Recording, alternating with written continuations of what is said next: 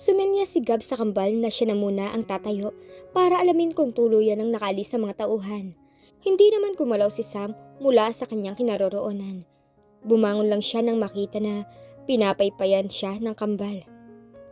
Tulungan mo akong humanap ng panghukay. Wika ni Gab at ang madaling inikot ang paligid sa paghahanap ng gagamitin. Kuya, ito ang ginagamit nila sa paghukay kanina. Tinaas ni Sam ang spirit shovel para makita ng kuya niya.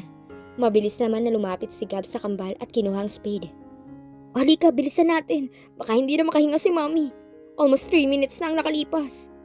Nagmamadaling wika ni Gab habang hinuhukay ang pinaglibigan sa mami nila. Hawak naman ni Sam ang shovel. Tinutulungan niya ang kuya niya na magbungkal ng lupa. Kuya, I'm really tired na. Ngunit hindi pa tayo nangangalahati sa paghukay. Baka hindi na makahinga si Mommy. Binalingan ni Gab ang kapatid. Kahit nanlalabo sa pinaghalong pawis at luha ang kanyang mga mata, pinahiran lamang niya ito. Pwede ka magpahinga muna. Sumilong ka dyan sa ilalim ng puno. Itutuloy ko ang paghukay. Hindi tayo pwedeng tumigil dahil oras na. Ang pinakakalaban natin ngayon. Matapos sabihin yun ay muli siyang naghukay. Ininda niya ang pagod at hirap sa ilalim ng nagbabagang init ng araw para lang makuha ang kanilang ina. Lihim na tumulo ang luha niya. Nag-ipon ang galit sa puso niya. Kung sana katulad lang siya kalakas sa kanyang ama. Kanina pa sana ito tapos. Ngunit ano ba ang lakas niya kung ikukumpara sa 5 lalaki na pinagtulungang ilibing na buhay ang kanyang ina? Binuhos niyang galit sa paghukay ng lupa. Hindi niya namalayan, makikita na nila ang kamay ng ina. Una niyang hinukay gamit ang kanyang maliit na kamay ang mukha nito upang makahinga. Yumuko siya at itinuan ng tenga sa dibdib ng ina upang pakinggan ang heartbeat nito. Lumiwanag ang mukha niya nang maramdaman na pumipintig pa. Tumayo siya. Ngayon niya lang napansin na malalim na pala ang nahukay niya at hindi na niya kaya pang umakyat. Sam! Pigil na sigaw niya sa kambal. Sakto lang na sila lang ang makakarinig. Kuya, here! Inihagis ni Sam ang mahabang vine sa kanya. Napangiti si Gab. Hindi pa man niya inutusan ng kapatid, ngunit alam na nito ang dapat gawin at kung ano ang kailangan niya. Kinuha niya ang vine na inihagis nito at sinubukan na hilahin kung matibay ang pagkakatali ni Sam sa puno. Sandali muna siyang nag-isip kung paano niya dadalhin paakyat ang kanyang ina. Sa huli, nagdesisyon siyang hubarin ang kanyang uniform, ngunit kulang yun para pambalot sa katawan ng ina. Sam, give me your clothes! Sigaw niya sa kapatid. What? Tiningnan ni Sam ang suot na uniform. Mayroon naman siyang suot na sando kaya pwede namang hubarin. Alam niya na kailangan ito ng kuya niya upang ibalot sa kanilang ina. Here, kuya! Inihagis niyang damit. Agad naman ito na pinagduktong ni Gab at binalot sa katawan ng ina.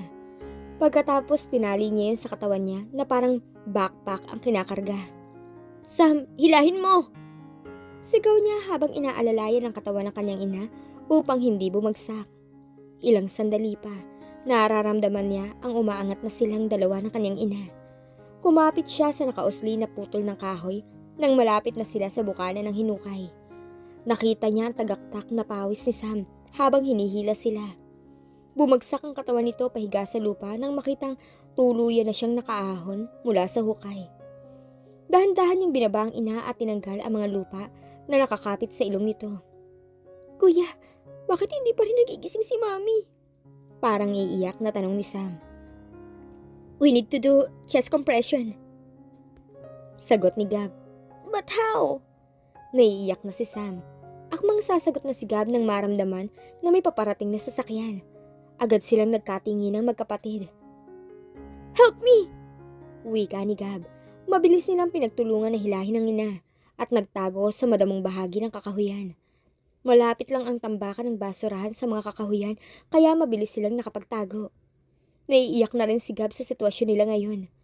Hindi niya alam kung makakalabas sila dito ng buhay. Bumalik sila, kuya!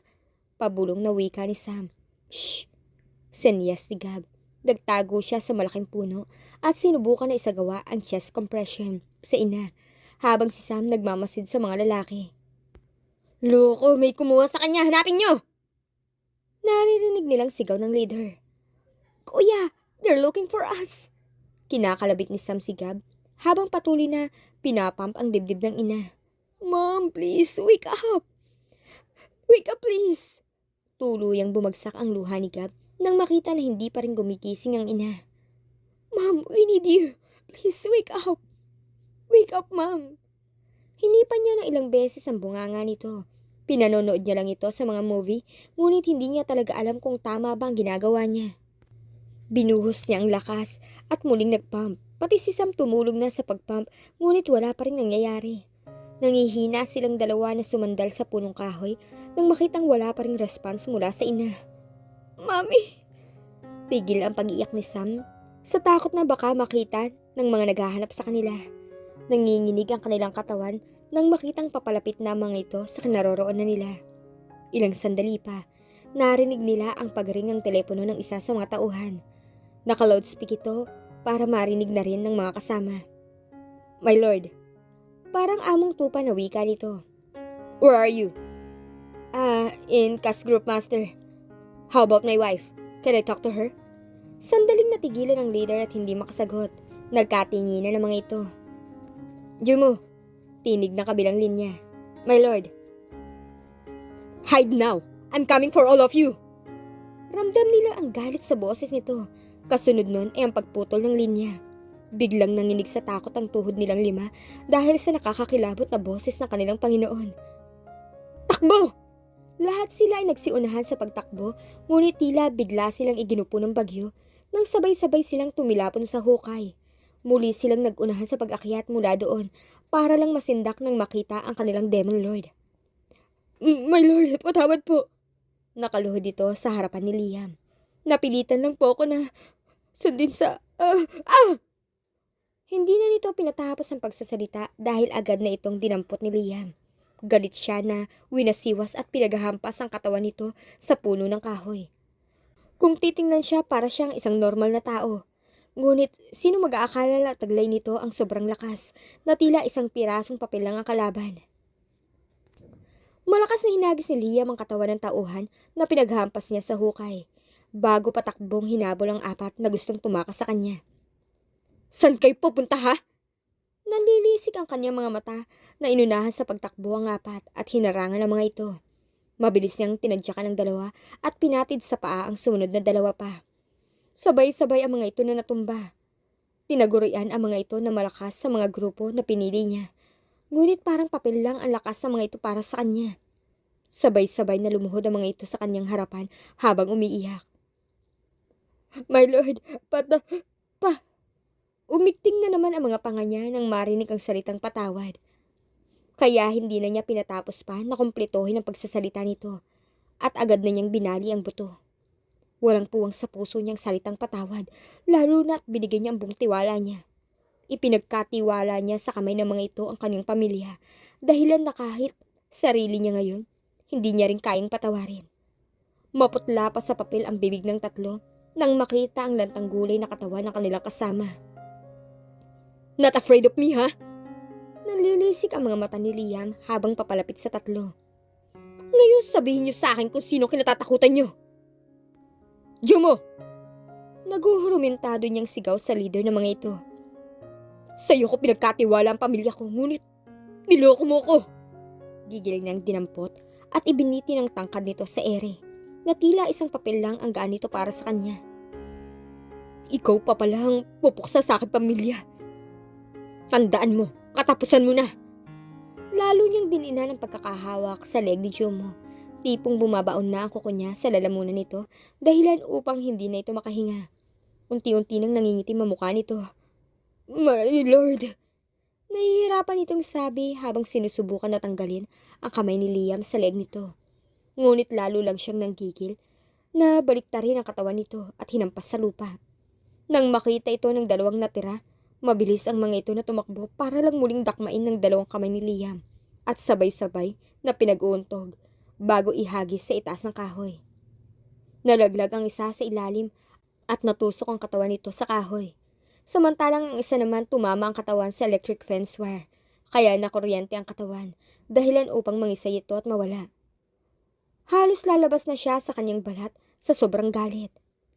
Siguraduhin niyang isa-isa niyang sisingilin ang kanyang mga kalaban. Pinakalma niyang sarili at sinimulan na hanapin ang kanyang mga anak at si Ashley. Sana hindi pa huli ang lahat para sa kanya. Sana nakaabot siya sa tamang oras. Ilang chopper pang sinakyan niya para mapadali lang ang pag-uwi niya. My Lord, lahat ng mga tauhan ng daddy mo naubos na po.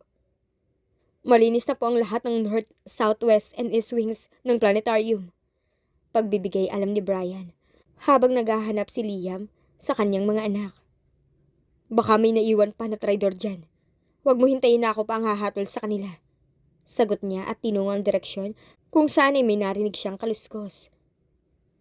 Sinigurado ko na po, my lord. Mga kalahati din sa kanila ang tapat sa kanilang tungkulin. Naghihintay po kami ng sunod na utos mo. Ihanda silang lahat sa pagbabalik ko. Isa-isahin natin ang sentro ng planetarium. Copy, my lord. Daddy! Malaki ang mga hakbang ni Liam nang makita na lumabas ang dalawang kambal mula sa puno ng kahoy. Patakbo ang mga ito na tumungo sa kanya at yumakap. Nag-squat siya at pumantay sa mga ito. Naluluha siyang niyakap ang mga ito isa-isang hinalikan sa kanilang noo. Ngayon niya lang napansin na ang itsura ng mga anak niya. Puno ng dumi ang katawan ng mga ito at napuno ng putik ang kanilang mukha. Daig pa ng mga itong pinabayaan na pulubi sa kalye dahil sa nakakaawa ng mukha ng mga anak niya. Daddy, si Mommy, hindi na siya humihinga. Bumulahaw ulit ng iyak si Sam. Nasa na Mommy niyo? Tanong ni Liam sa mga anak. Bakas ang sobrang pag-aalala sa mukha niya. I'm sorry, Dad. Nahuli kami ng dating. Gusto namin iligtas si Mommy ngunit. Shh! Pigil niya sa mga anak at muli niyang niyakap ang mga ito. Tama lang ang ginawa niyo mga anak. Sobrang swerte ko at nagkaroon ako ng napakagaling na kambal. Dalhin niyo ako sa Mommy niyo. Kailangan natin siyang madala sa ospital. Hindi na nagkasaya ng panahon pa si Liam. Agad niyang binuhat si Ashley nang makita niya itong nangingitim na sa pagkaputla. Mahina na rin ang heartbeat nito. Mga loko! Lalo lamang nadagdagan ang galit niya. Mabilis ang kanyang maneho ng kotse, kaya hindi nagtagal nakarating sila sa pinakamalapit ng hospital. Liam, kumusta na ang anak ko? Malaki ang mga hakbang ni Donnie Aika na nilapitan si Liam. Karga niya si Baby Gabriel dahil sa kanya iniwan ni Ashley ang bata bago ito pumunta sa cast group kaninang umaga. Ngunit hindi niya akalain na ganito ang mangyayari sa anak niya. Hindi ko pa alam, Mom. Hindi pa lumalabas ang doktor. Mahinang sagot ni Liam habang nakasandal sa wall sa labas ng critical care unit. Napansin niya ang kanyang bunsong anak na hawak ni Aika kaya kinuha niya ito at niyakap. Lihim na lumandas ang luha niya habang nakadikit ang kanyang muka sa pisngi ng anak. I'm sorry, son. Tanging bigkas niya sa sobrang pagsisisi sa sarili niya. Ilang buwan pa lang si Baby Gabriel at hindi niya kakayanin na mawalan ito ng ina sa murang edad. Binaling na rin niya ang tingin sa dalawang kambal na nakaupo at nakamasid lang sa kanya. Lalo lang nadagdagan ang awa niya sa mga ito. Pinahid niya ang luha at muling binuhay ang pag-asa sa loob ng kanyang dibdib. Sa kanya humuhugot ng lakas sa mga anak niya, kaya hindi siya dapat pakitaan ng panghihina ng loob. Hindi maaaring mawala ang asawa niya, kailangan mabuhay si Ashley. Master, mabilis na lumuhod si Ashley at ang mga tauhan na kasama nito sa likuran nang makita siya. Kararating lang ng mga ito sa loob ng hospital. Nakuyom niya ang kamao. Binalik muna niya si Baby Gabriel kay Doña Aika bago tinapunan ng matalim na tingin si Leslie bago lumabas ang hospital. Nagkatinginan lang si Leslie at Doña Aika. Alam nila na walang hanggan ang galit ngayon ni Liam. Tumayo si Leslie kasama ng kanyang mga tauhan at sinundan ang kanilang master sa labas. Nakita nila ang madilim na aura nito habang naghihintay sa kanila. Nasa loob ng bulsa ng pantalon nito ang dalawang kamay at panay sa paggalaw ng matigas ang mga panga nito. Bigla silang nakaramdam ng takot na lumapit dahil sa itsura nito ngayon habang nakatitig sa kanila. Sabay-sabay silang lumuhod sa harapan nito at yumuko. What's going on, ha? Leslie? Galit na sigaw ni Liam habang nakapamewang. Patawad, Master. Ngunit inutusan kami ni Master Red na salubungin ang mga tauhan ni Paulo sa daungan ng barko. Dahil nalaman niyang aatake ito mamayang gabi. Hindi ko naman akalain na may planong masama ang grupo ni Jumo kay Master Red. Wait, Paulo? Nakakunot ang noo niya habang tinatanong si Leslie. Yes, Master. Ang makapangyarihang taong tumutulong kay Tala. Kainis. Malutong na mura ang kumawala sa labi ni Liam dahilan upang magtaka ang mga tauhan niya. Bakit, Master? Nag-aalalang tanong ni Leslie nang marinig ang pagmumura ni Liam. Imbis na sagutin ang tanong ni Leslie, iba ang pumapasok sa isipan ni Liam, kaya niya ito tinanong. Nakita niyo na ba si Paolo? Hindi pa, Master. May iniwan akong mga tauhan doon upang magmanman sa lugar, sakaling may barkong parating. Nabalitaan ko kasi mula kay Donnie Aika ang nangyari kay Master Red, kaya nagmamadali kami bumalik rito. Anong oras ang dating ng barko nila? Tanong niya. Mamaya mga alas 11 ng gabi pa raw ang dating nila, Master. Inutusan lang kami ni Master Red na magmanman doon ng maaga para makapaghanda kaagad kami. Baka daw sinabi lang na gabi darating ang mga yon, ngunit ang totoo, sa umaga pala sila atake. Nagbuga ng hangin si Liam. Nakapamewang na tinitigan niya si Leslie. Sinong nag-inform kay Ashley na parating si Paolo? Mayroon lang daw siyang natanggap na impormasyon, Master. Kaya pinapunta niya kami upang kumpirmahin kung totoo ang impormasyon na kanyang natanggap. Paliwanag ni Leslie. Kanino galing ang impormasyon? Magkadikit ang dalawang kilay niya habang nagtatanong. Hindi ko alam, Master. Sa kaligitnaan ng board meeting, nag-message sa akin si Master Red na puntahan ang daungan ng barko. Hindi mo siya nakausap sa telepono? Nagdududa na tanong niya at idinagdag. Hindi ka nagduda kung bakit dinaan ng Master Red mo sa text message ang utos niya, imbis na tawagan ka? Nakita niya ang pagbuga ng hangin ni Leslie nang marinig ang sinabi niya. Alam na niya kung bakit. Leslie, isa sa mga rule ng Phoenix Underground na tanungin ang password ng kabilang partido kapag nagdududa ka. Ibig sabihin hindi ka talaga nagduda at sinunod mo kaagad ang utos na hindi pa muna kinukumpirma kung talagang kay Master Red mo nang galing yun. Shucks. Mura ni Leslie sa sarili. Mayroon nga siyang pagkukulang. Sorry, Master. Sambit niya bilang tanda ng pag-amin. Hay, masyado ka bang in love? Nakalimutan mong itanong na nag-message siya sa'yo kung ano ang password ng Phoenix. Di ba dapat tinanong mo sa kabilang partido kung alam nilang password na yan para malaman mo din kung si Master Red mo talaga nagutos sa'yo? Mababakas ang galit sa boses ni Liam. Nanatiling tahimik lang si Leslie at hindi na sumagot pa. Inaamin niyang malaki ang pagkukulang niya at isa siya sa dapat sisihin kung bakit nangyari ito sa kanyang Master Red. Hindi man lang siya nagduda. Madalas kapag may inuutos sa kanyang Master Red niya, direkta lang siyang tinatawagan.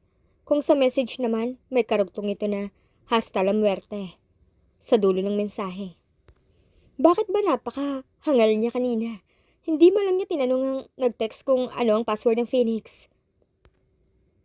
Hasta la muerte means still dead. Sumumpa sila sa pamamagitan ng kabilang dugo na hanggang kamatayan silang magiging matapat sa kanilang master at sa mga kasamahan. Ngunit hangal siya dahil nakalimutan niya ang bagay na yun. Posibleng wala talagang Paulo na darating dahil hindi naman si Master Red mo ang nagutos sa'yo. Pwedeng palabas lang yun ang kampo ni Tala upang iligaw kayo. Gusto niyang pagalitan si Leslie ngunit nagpipigil lang siya. Napahilamos siya ng kamay sa mukha. Patawad, Master. Wika ni Leslie. Tumayo na mga ito habang nakaharap pa rin sa kanya. Tiningnan ni Liam ang mga kasamahan ni Leslie. Lahat ng mga kasama nito, tauhan ni Ashley.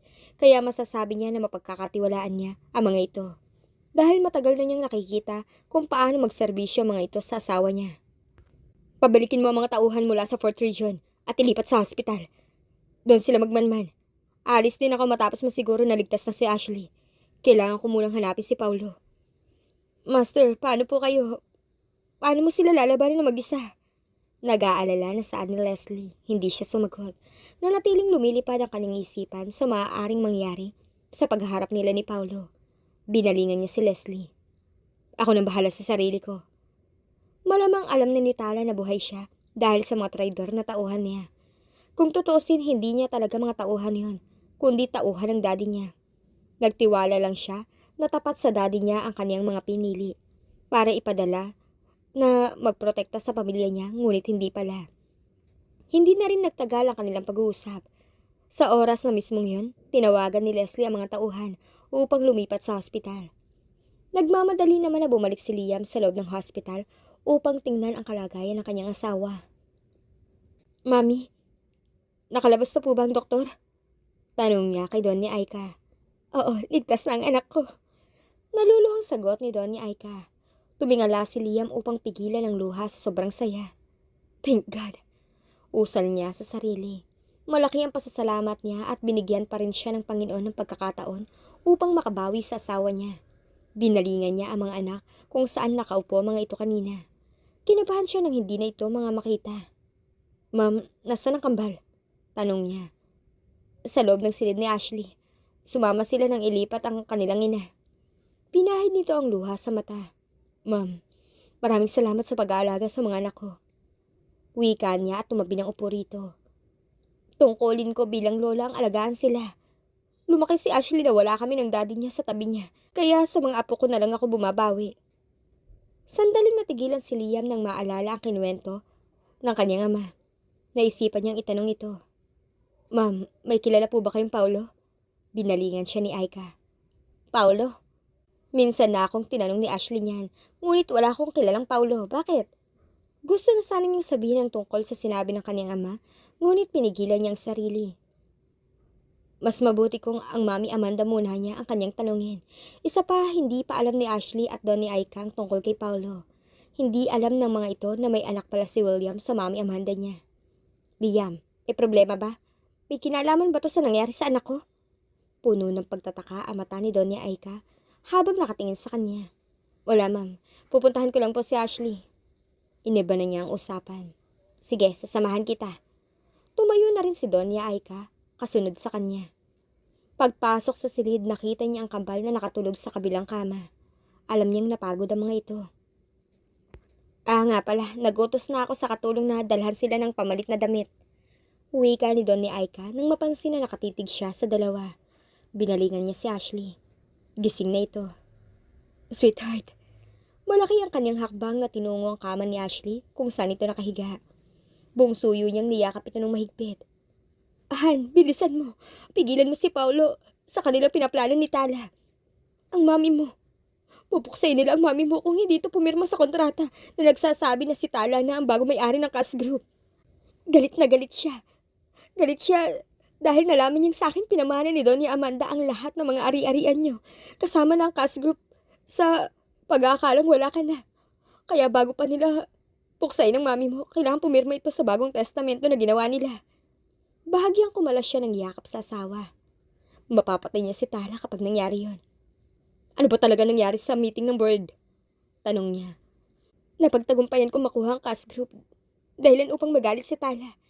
Naalala mong sinabi ko sa'yo na may kasama siyang tinatawag niyang kuya? Alali lang pala yun ang kuya niya. Ang totoong pinuno ng mercenaries ay hindi pumunta. Ngunit paglabas ng boardroom, hindi alam ni Tala na nasundan ko siya sa loob ng CR. Mayroon siyang tinawagan. Narinig ko ang boses ng lalaki na kausap niya sa telepono. Hindi ko may paliwanag, ngunit familiar sa akin ang boses niya. Ngunit ginamitan agad nito ng voice changer, kaya hindi ko napagtanto kung sinong lalaking tinawag niya Kuya Paulo. Narinig kong ihaharap ni Tala si Doña Amanda kay Paulo upang pwersahin nitong papirmahin sa mga dokumento na nagpapatunay na siya na ang nagmamay-ari ng Cash Group." Nakaramdam si Liam ng pag-aalala sa ina. Nakuyom niya ang kamao. Ito na ang resulta ng pagiging makasarili na kanyang ina noon. Ngunit kailangan muna niyang masiguro ang kaligtasan ng pamilya niya. "Ikaw, kumusta na ang pakiramdam mo?" Hinaplos niya ang buhok ng asawa. "Okay na ako, wag mo ko alalahanin. Ligtas na ako sa kamatayan. Ang intindihin mo ngayon ang mami mo. Kailangan kanya. Baka dinala na siya ni Tala sa Paulo na yun upang doon gisahin." Natarantang wika nito sa kanya kahit halata pa ang panghihina ng katawan nito. "Sweetheart, hintayin ko munang makalabas ka ng hospital bago ako aalis. Hindi ako mapakali kapag hindi ko sigurado ang kaligtasan mo." Akmang sasagot sana si Ashley nang biglang bumukas ang pintuan ng silid, kaya napabaling siya rito. Nagdikit ang mga kilay niya at pilit inaalala kung saan niya nakita ang doktor na ito na pumasok sa silid niya. Abala ito sa pagtingin sa hawak na medical records sa kamay, kaya hindi nito napansin na nakatingin siya. Nagtataka naman si Liam habang nakatingin kay Ashley na waring nakakita ng multo habang nakatingin sa lalaking doktor. "Miss Ashley, I'm Dr. Del Rio." Ang hindi na natapos na doktor ang sasabihin nang makita niya kung sino ang kanyang pasyente. Bakas ng pagkasindak ang makikita sa kanyang muka. "I'm sorry, may nakalimutan pa akong kunin sa ward. Babalik na lang ako mamaya." Halatang umiiwas siya kay Ashley. Matagal na niya kinalimutan ang bangungot ng nakaraan niya. 5 taon na ang nakaraan. Teka, Dr. Del Rio." Tawag ni Ashley ngunit hindi siya nilingon ni Doktor. Nagmamadali ito na lumabas ng kanyang silid. Sweetheart, sandali. Hinihila mo ang swero sa kamay mo. Pigil ni Liam na makitang gustong bumaba ni Ashley sa kama. Honey, please. Habulin mo si Dr. Del Rio. Gusto ko siya makausap. Siya ang doktor na tumulong sa akin upang manganak. Gusto ko siyang makausap kung paano nagkahiwalay ang mga anak ko. Parang iiyak na wika ni Ashley. Ha? Sandali! Gulat na reaksyon ni Liam. Tinulungan niya muna na bumalik si Ashley sa pagkakahiga bago tumakbo sa labas ng silid at hinanap si Dr. Del Rio. Isa pa ito sa nakabukas na kaso ni Ashley na hindi pa naisasara. Gusto rin niyang malaman kung ano ang dahilan kung bakit nagkahiwalay ang dalawang kambal. Sino nga kaya ang nag-utos kay Dr. Del Rio? At sino nga kaya ang totoong Paulo?